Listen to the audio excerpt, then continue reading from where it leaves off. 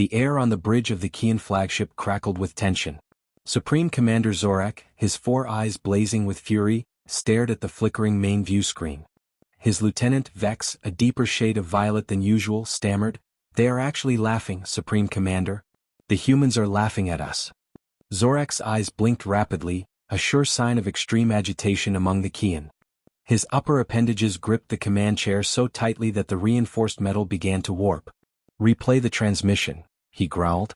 The screen flickered to life, showing the face of a human woman with short auburn hair and eyes the color of Earth's oceans. Her name was Admiral Tessa Monroe, Supreme Commander of Earth's Defense Forces. A smirk played on her lips as she spoke, making no effort to hide her amusement. "Let me get this straight," she said. "You, the mighty Krexian Empire, are declaring war on humanity because we refuse to give you exclusive mining rights to an uninhabited rock at the edge of our solar system?" Zor'Thak's secondary heart began to pound. The audacity, the disrespect, the complete lack of terror. He had told her in the original transmission, "We are the Krexian Empire. We have conquered 12 galaxies. Our warships blot out suns. Our soldiers number in the trillions. The 10,000-year peace treaty signed by your ancestors has expired, and we choose not to renew it. Surrender now or face extinction." And what had this human done? Laughed. Actually laughed. "You realize we've been watching you guys for the past 1,000 years, right?" Admiral Monroe continued in the recording. "We've been monitoring your communications, studying your technology, analyzing your tactics. The treaty wasn't for our protection. It was for yours." A stunned silence fell over the bridge. 50 of the Empire's highest-ranking officers stared at their Supreme Commander, awaiting his reaction. "She's bluffing," whispered Science Officer Krell, her voice barely audible. "They must be bluffing." "Are they?" Zor'Thak questioned, turning to his intelligence director Luruk. "Explain this reaction. Why aren't they cowering? Why aren't they begging for mercy? They are just one species confined to a single solar system." Director Luruk stepped forward, his exoskeleton clicking nervously. "Supreme Commander, our intelligence on humans is limited. The treaty prevented direct observation. We know they were primitive when we first encountered them. They had just achieved space flight. Their weapons were chemical-based. Their medicine still relied on cutting open bodies and stitching them back together." "And now?" demanded Zor'Thak. "We don't know," admitted Luruk. "The treaty kept us 5 light-years away from their system at all times. We have detected unusual energy readings over the centuries, but nothing conclusive. It's possible they have advanced." Zor'Thak snorted. "In a mere 1,000 years? Impossible. No species develops that quickly. It took us 15,000 years to achieve interstellar travel." "With all due respect, Commander," interrupted Fleet Admiral Dex, "perhaps we should send a scout ship to assess their capabilities before committing to a full invasion." "Cowardice," snapped Zor'Thak. "From my Fleet Admiral, no less. We are Krexian. We do not scout. We do not assess. We conquer." But Supreme Commander," persisted Dex, her facial tentacles writhing with concern, "if there's even a slight chance the human is telling the truth?" "Enough," roared Zor'Thak, rising to his full height of 12 feet. "Prepare the armada. All ships. All warriors. We will darken their skies. We will boil their oceans. We will remind these humans what it means to face the might of the Krexian Empire." As the bridge officers scrambled to carry out his orders, Zor'Thak turned back to the screen, studying the human's face. Admiral Monroe was still smirking. "One more thing," she said in the recording just before cutting transmission. "When you come, bring something interesting. We've been stuck in this solar system for 1,000 years with nothing to do but prepare for your return. We are really looking forward to seeing what you've got." The transmission ended, and Zor'Thak felt a sensation he hadn't experienced in centuries. Was it doubt? He shook his massive head, dispelling the unwelcome feeling. "Director Luruk, what is the human military capacity?" Luruk consulted his data pad. Based on 1,000-year-old intelligence, they had approximately 50 million soldiers and 10,000 primitive spacecraft. And our forces? 10 trillion warriors across the Empire, with 500 million currently deployed on our capital ships. The Armada consists of 100,000 warships, each capable of reducing a planet's surface to magma. Zor'Thak relaxed slightly. The numbers didn't lie. Even if they had advanced, they couldn't have matched that kind of military might. "There's something else, Supreme Commander," said Luruk hesitantly, "about the humans." "Speak." "In our initial assessments, we noted an unusual psychological trait. They respond to threats by becoming more aggressive rather than more submissive. And they have a strange relationship with their mortality. They know they will die, yet they act as if they are immortal. It makes their behavior unpredictable. Zor'Thak waved a dismissive appendage. Psychological peculiarities won't save them from plasma cannons. Set course for the Sol system. Maximum velocity. As the mighty Krexian armada began to move, forming a swarm of destruction stretching across light years, Zor'Thak couldn't shake the memory of the human's laugh. It wasn't the laugh of someone bluffing. It was the laugh of someone who knew something he didn't. And for the first time in his 300-year life, Supreme Commander Zor'Thak felt a cold shiver run down his spine. The Krexian armada approaches. The journey to Earth took 3 standard weeks. 3 weeks of preparation, 3 weeks of battle simulations, 3 weeks of Zor'Thak reassuring his commanders that this would be a swift and glorious conquest. 3 weeks of trying to forget the sound of human laughter. "We are approaching the edge of the Sol system, Supreme Commander," announced Navigator Zell. "Pluto orbit in 5 minutes. Zor'Thak nodded, his silver ceremonial armor gleaming under the bridge lights. He had dressed for victory today. "Any sign they have detected us?" Communications Officer Trill checked her instruments. "Nothing, Commander. No transmissions, no defensive preparations. Their system appears completely open." "Overconfidence," huffed Zor'Thak, the most reliable harbinger of defeat. As the armada crossed the boundary of the Sol system, every Krexian on the bridge waited for alarms, for human defenders to appear, for anything that would explain Admiral Monroe's baffling confidence. Nothing happened.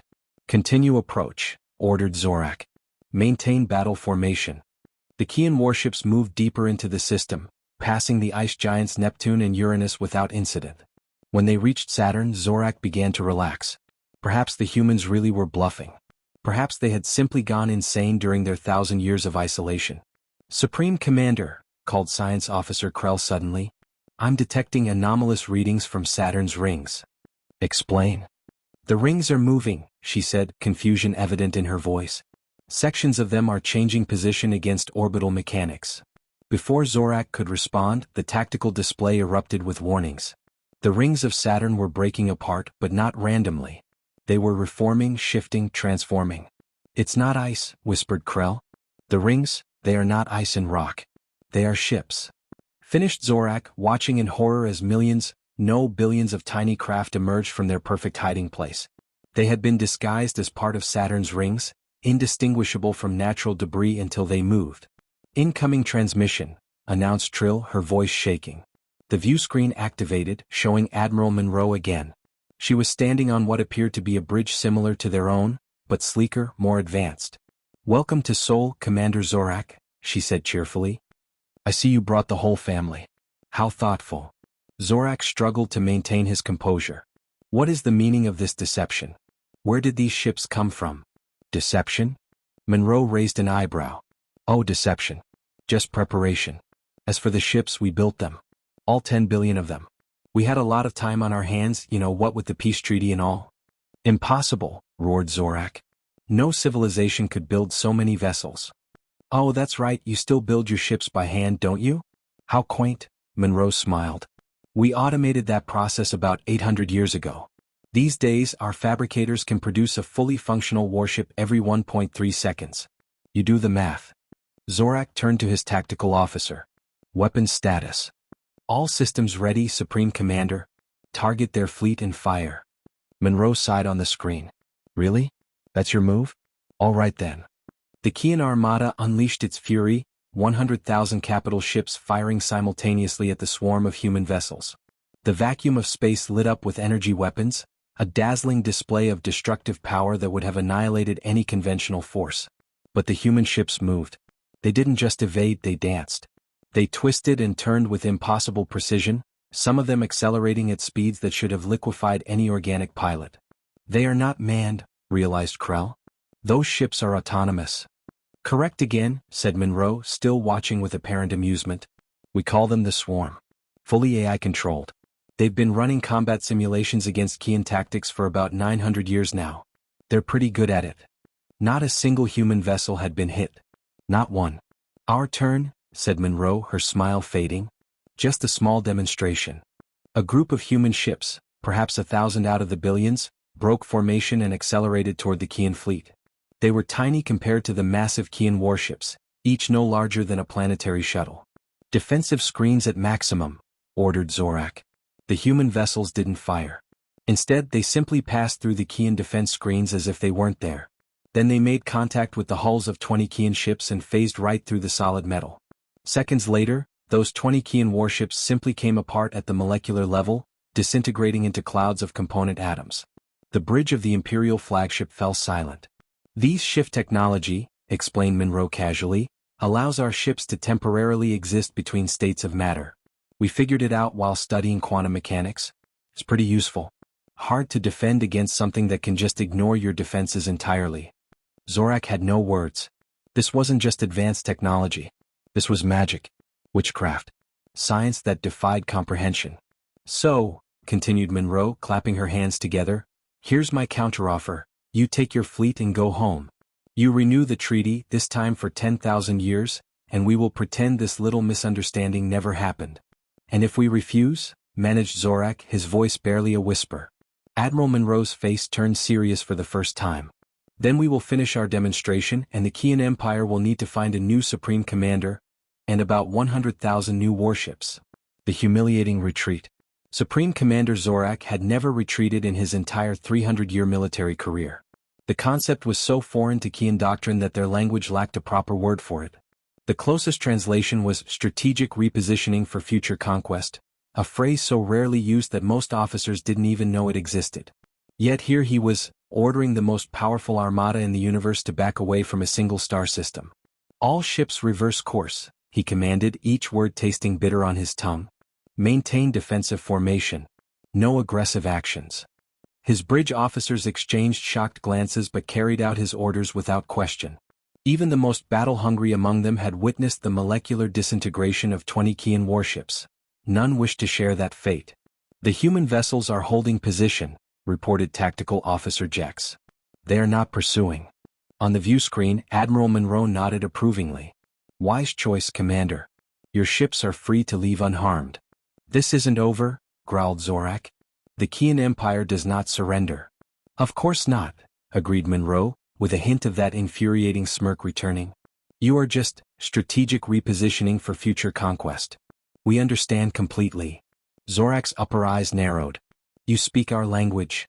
"We speak all 3,177 languages used across the Krexian Empire," she replied, "including the 22 classified military dialects. A linguistic analysis was one of our early research priorities." "You have been spying on us," accused Zor'Thak, despite the treaty. Admiral Monroe laughed again, that same confident laugh that had haunted him for weeks. "The treaty prevented us from approaching within 5 light-years of Krexian space. It said nothing about remote observation. Remote observation across thousands of light-years. Impossible.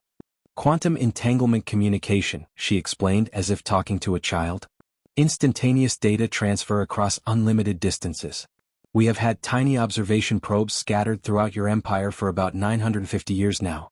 They are about the size of a dust particle, so don't bother looking for them." Zor'Thak felt his rage building, threatening to overwhelm his judgment.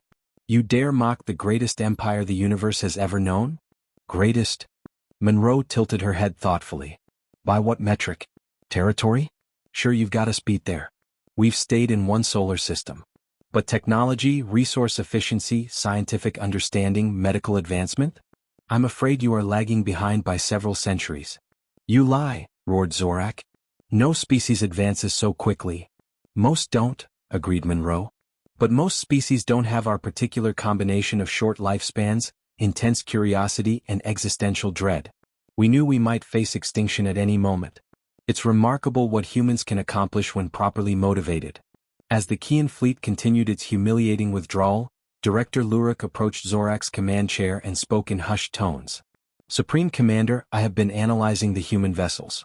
Their energy signatures are unlike anything in our database.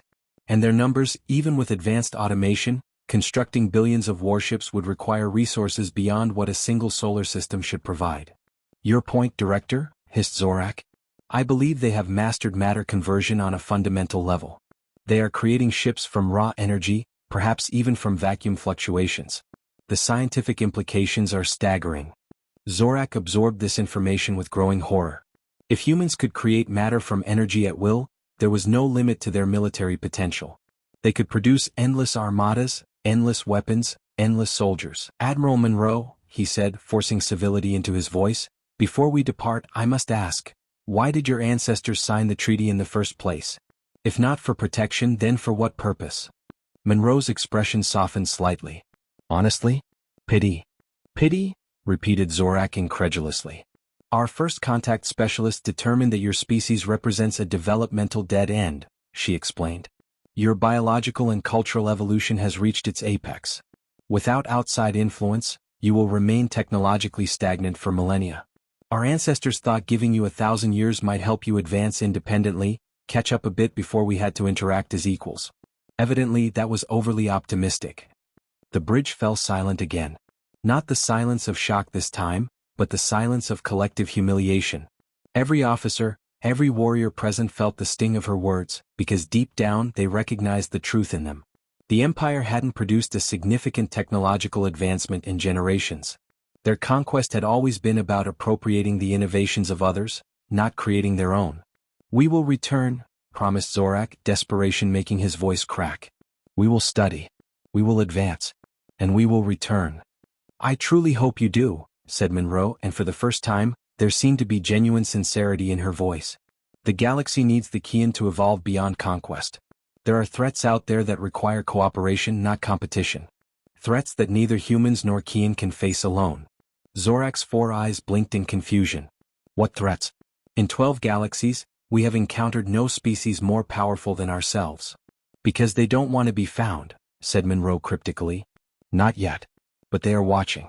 Just as we have been watching you.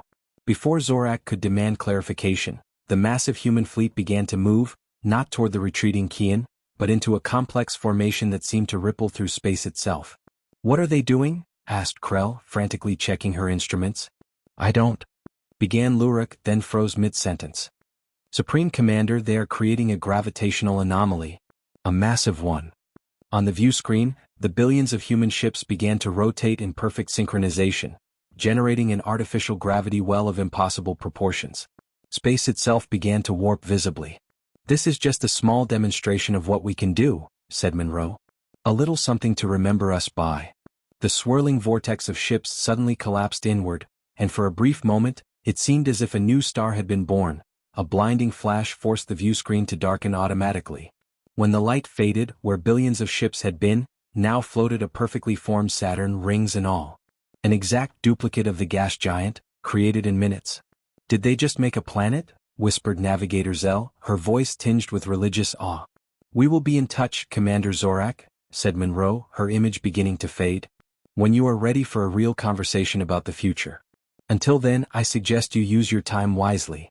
As the transmission ended and the Qian armada limped away from the Sol system, Zor'Thak remained motionless in his command chair, staring at the duplicate Saturn growing smaller on the view screen.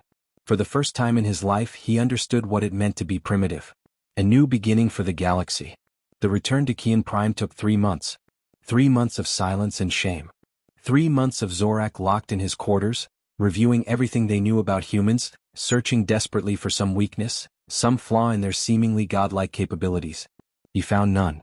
When the Armada finally reached the Qian homeworld, Zor'Thak expected to be stripped of his rank, possibly even executed for his failure. The Krexian Empire did not tolerate defeat. But to his surprise, the High Council requested only a private audience, away from the prying eyes of the general population.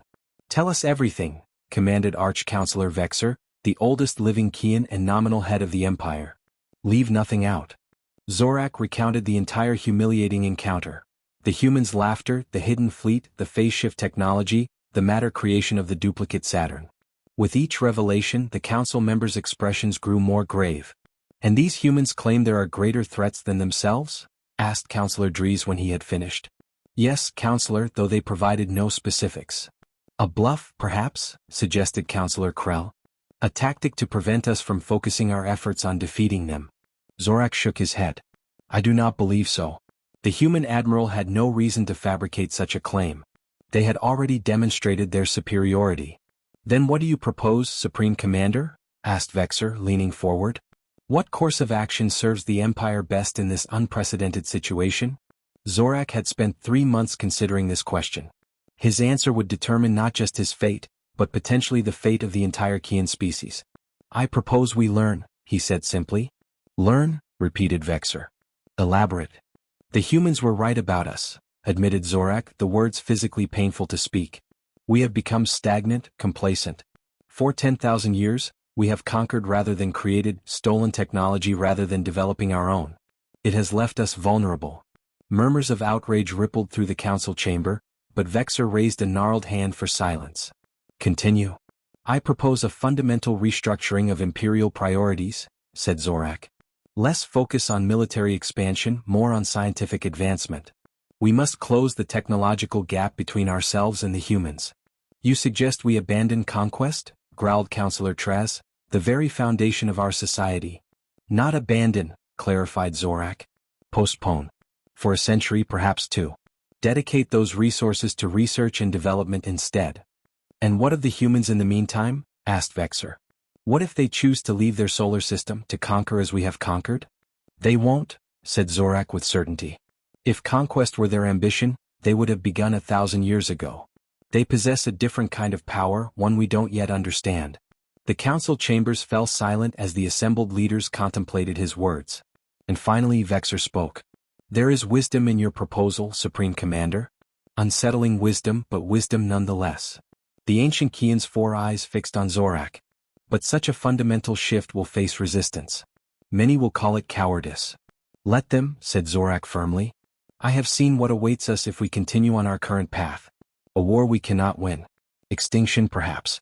I would rather suffer accusations of cowardice than lead our species to annihilation. Vexor nodded slowly. Very well. We will put it to a vote. But first there is one more matter to address. He motioned to a guard who activated a communication panel. Bring in the visitor. The chamber doors slid open, and to Zor'Thak's astonishment, a human entered. Not Admiral Monroe but a male, tall and lean with dark skin and close-cropped hair. He wore no military uniform, only simple clothing in earth colors. This is Dr. Jackson Webb, introduced Vexor. He arrived yesterday alone, in a vessel no larger than a personal shuttle. How did he reach Kian Prime? Demanded Zor'Thak.